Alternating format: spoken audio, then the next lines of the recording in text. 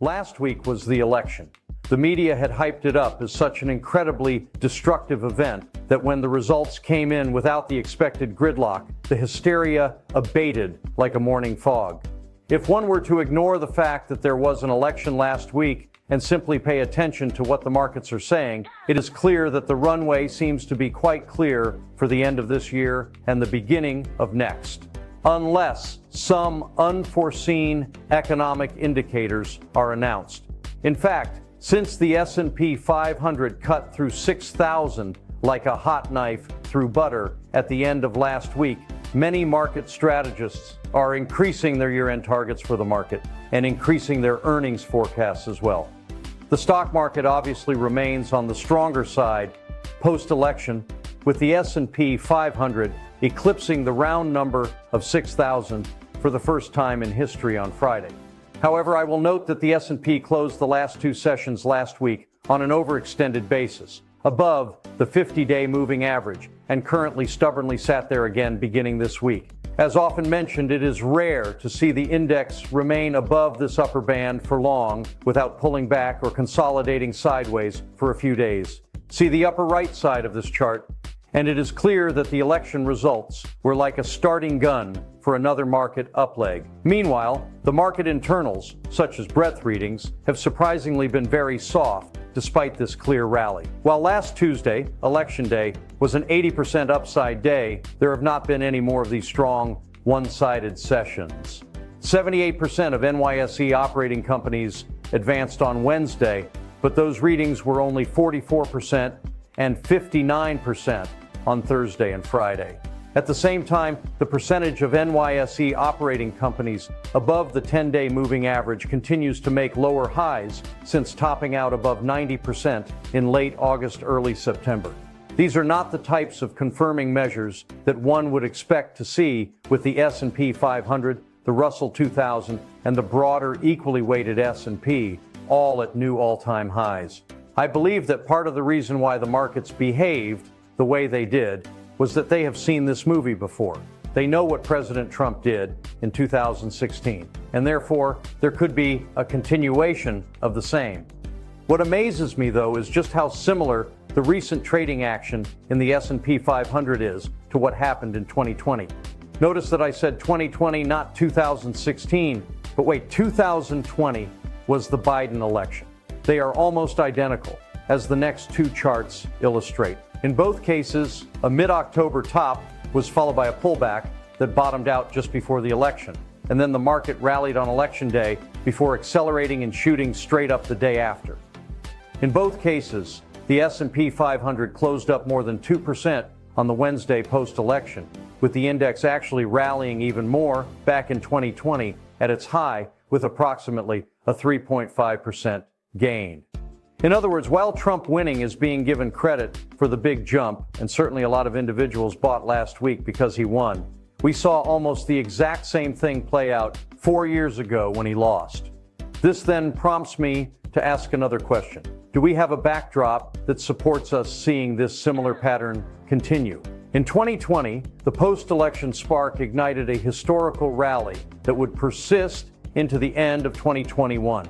Obviously, though, the underlying environment back then was very different, with COVID stimulus and a 0% Fed policy rate greasing the wheels to a degree arguably never seen in history.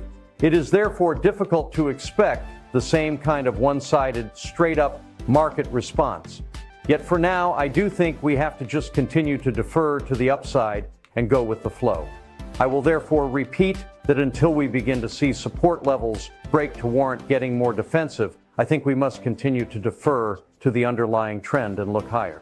It is clear that Trump will be forced to address the incredible level of debt, the inflation that his tariffs are sure to create, and much higher interest rates to contend with. But again, we will simply have to wait and see if the breadth readings are the canary in the coal mine for a market that might begin showing weakness sooner now than it did in 2020. Before going into where the money should be coming from to continue the rally post-election 2024, I felt it important to give an update of the U.S. presidential cycle. As can be seen here, the U.S. market continues to follow past cycles. Going all the way back to 1929, What do the months of November and December tend to do? Again, these are mere road markers to evaluate when one is unsure of what normally happens this time of year during an election year. The next point that I consider a logical question is what the measures of money have been that are providing the unbridled firepower for the rally. I begin by not looking at the $6 trillion on the sidelines, but rather the level of margin debt. If speculators are diving into the pool, then margin debt, as measured by the total amount owed to brokerage firms from customers who have borrowed funds to purchase securities, then this level of margin should be moving measurably higher. It is used by investors to take leveraged bets and acts as a gauge for market sentiment and liquidity. Rising margin debt represents net buying from speculators and has been associated with higher returns from the stock market. The next point that I am focused on is the Fed cutting the short-term rates, yet the longer-term 10-year rates keep rising. The bond market seems to be sending a message. The 10-year Treasury yield spiked last week to its highest level since July on expectations of higher inflation. The inflation narrative is partially driven by optimism for faster economic growth, which could be bullish for earnings growth. It is also driven by fears that higher tariffs will trigger a trade war. Higher inflation could force the Fed to end its easing cycle sooner than expected. The backup in interest rates has pushed several interest rate indicators from their bullish zones to neutral. More yield rallies like last week will likely flip them into their bearish zones. The biggest risks to the year-end stock market rally are higher bond yields and inflation expectations. 2024 election results seem to be one-sided enough that they show a major shift in the country's political center of gravity, with Donald Trump's convincing and faster than expected victory. President Trump joined Grover Cleveland to be the second U.S. president to be elected to 2 non-consecutive terms. What was projected to be a close race was a big Republican win, with President-elect Trump getting 312 electoral votes to only 226 for Vice President Harris. President Trump won by winning all the so-called toss-up states: Pennsylvania, Wisconsin, Michigan, Nevada, Arizona, and North Carolina. His coattails were strong enough to bring in a Republican majority in the Senate, and while there are a handful of undecided seats, it appears that Republicans will have a narrow majority in the House. The market has tended to perform well in November and December, especially during an election year. MSCI World Index data shows that since 1969, November-December has been the year's 2-month period with the highest median return, 3.7%, and the highest percentage of positive cases, 76%. The mean return of 2.9% has also been the highest among the 2-month periods. During the 13 election years, all 3 numbers have been higher, with a November-December median of 4%. The World Index has been higher in 85% of the cases as well, which means that there were only 2 negative periods for areas outside the U.S. Which brings me to my overriding reasons why it appears that this time could be as expected. Key considerations: 4 factors shaping near-term view. Q3 earnings per share resilient despite falling inflation. The Fed remains dovish, and Fed cuts boost the economy. Election uncertainty equals cash that has been sidelined comes rushing in. Valuations still seem reasonable given earnings and revenue growth. Going back to 1900 and looking out 3 months from an election, the probabilities also look quite strong. In all elections, 61% of the time, the next 3 months are positive. If there is no recession at the time, the percentage grows to 77%. If the prior 2 weeks before the election are strong, it also increases to 67%. And last, if both of these situations are true, no recession and strong going into the election, then 100% of the time, the market has been strong for the next 3 months, up an average of 7.2%. This would take the markets up to 6,300. So far, Q3 has been quite strong. Corporate America has shown off healthy earnings power, helping support the continuation of the bull market and justifying elevated valuations while macro conditions are favorable.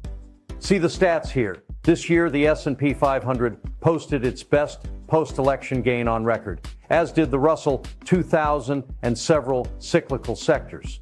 Given the top-line numbers, one might expect superb short-term breadth readings, but that was not the case. The reason is that the market's action last week was first and foremost a rotation. At the asset class level, bonds got crushed.